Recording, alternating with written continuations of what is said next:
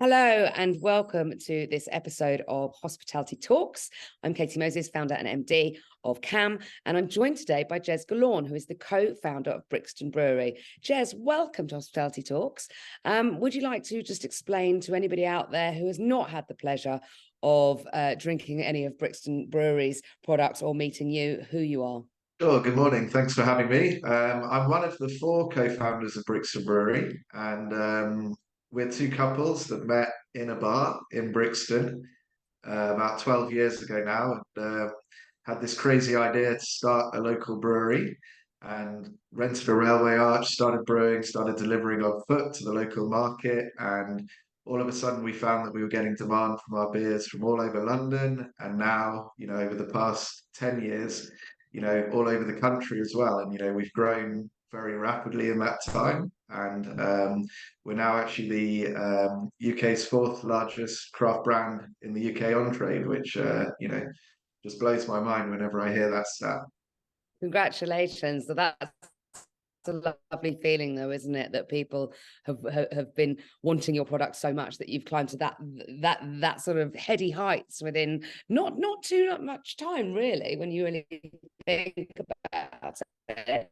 The partnership that you have been involved in with us and with the BII on the pub roadmap report, and what that has shown us is that despite the current cost of living crisis, premiumization was one of the really big themes that came out of the research. And actually, it's something that has been increasing importance to consumers over the last sort of 3 to 5 years. We know that consumers are looking to trade up when it comes to craft beer. How can operators deliver on that demand for premiumization? Sure. So I think, it starts with, a well thought out range of beers across the bar. I think craft plays a really important role in that. Research that we did together shows that I think it's about 60% of craft drinkers, want to have that experience in the pub when visiting, a pub or a bar.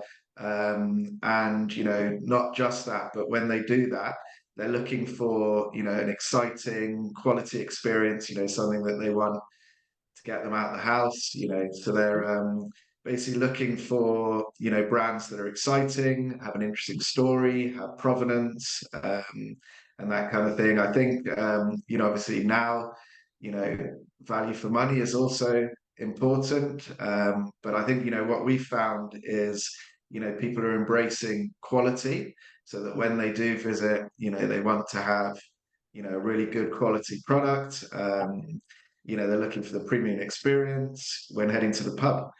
That I think, does represent that trade-off opportunity that you're talking about.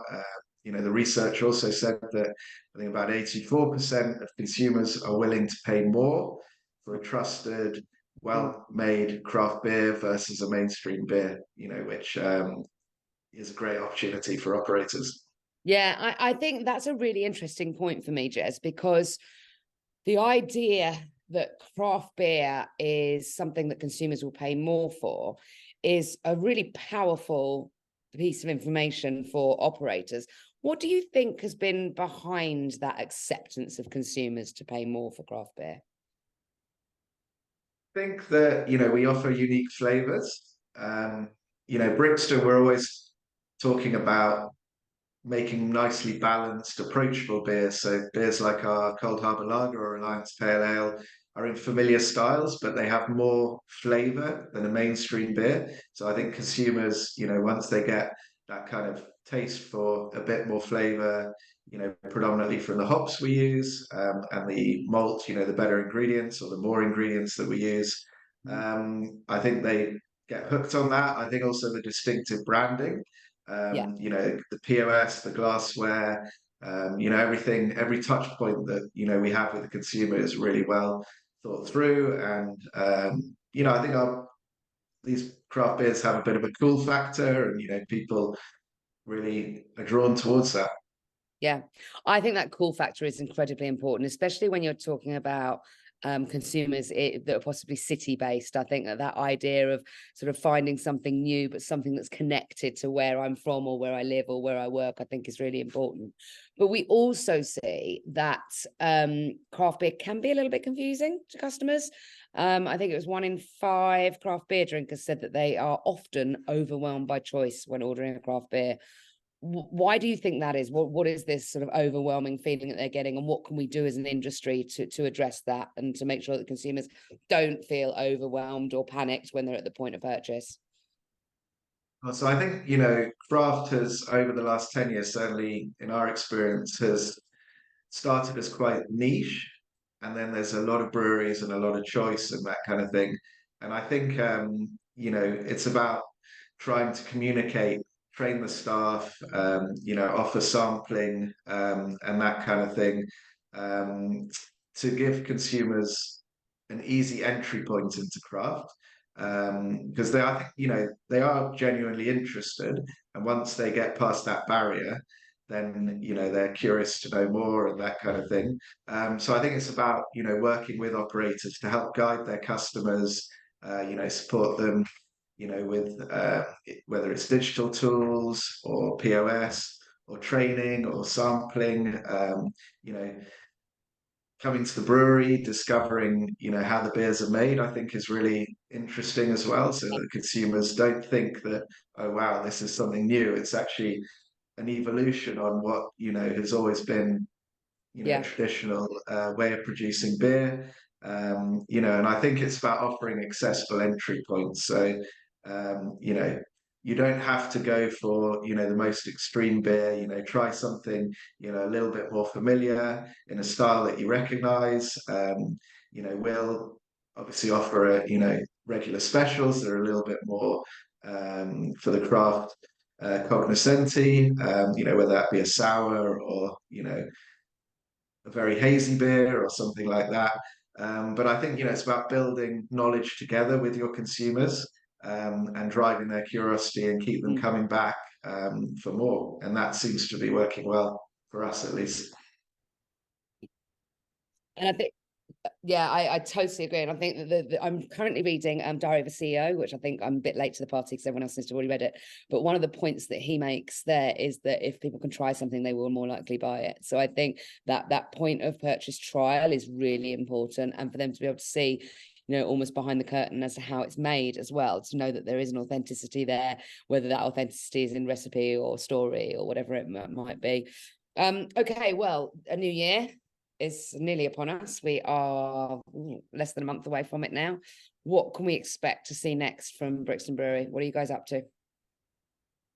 We're deep into planning for next year, and I think, it's more of the same in some ways, driving more trial of our beers so that everyone can get that taste of Brixton, that provenance that I think people are really drawn to. Our marketing so far this year has been quite London centric, but next year, we're investing in our presence in key cities across the UK. We'll also be going on the road with activations. So we have this fantastic partnership with a local organisation called Brixton Chamber Orchestra, and we'll be taking them and some of their musicians to pubs and doing musical bingo. Yes, what we that's want to do is, amazing. That sounds yeah. great. No, it's amazing. What we want to do is bring Brixton's creative energy to pubs across the country. Our community always supported us, and we want to share this amazing community and the amazing place, the energy of Brixton with other people. Show that vibrancy, that electricity.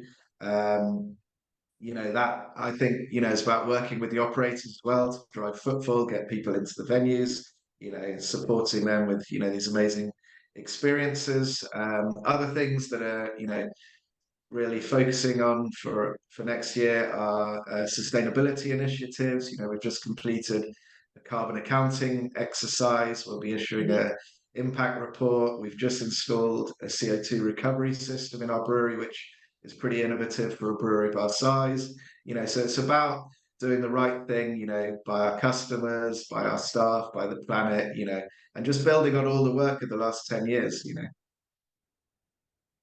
Excellent. It sounds like 2024 is going to be another successful year for you, which is fantastic. Just finally, what advice could you give to operators for 2024 to be an excellent year for them when it comes down to, say, beer range, for example? I think it's about making sure that they've got brands on the bar that consumers are genuinely interested in, that they can immerse themselves in, the culture around the brewery or around the product, get deeper under the cover, have a really valuable connection. I think, beers that tell a story, so that, the consumers stay loyal to those and are willing to, do that trade up, the premiumization piece that we talked about. I think consumers are also getting a bit more mindful in their drinking. So, things like lower alcohol, no alcohol, becoming a bigger part of their repertoire. We offer a couple of options there. We have a lower ABV pale ale called Spark and a non-alcoholic beer called Switch. So, we're also conscious of that. And I think, that, we'll obviously see a little bit in January, but I think that's going to continue as a trend. And, I think it's really important that operators, tap into that where possible.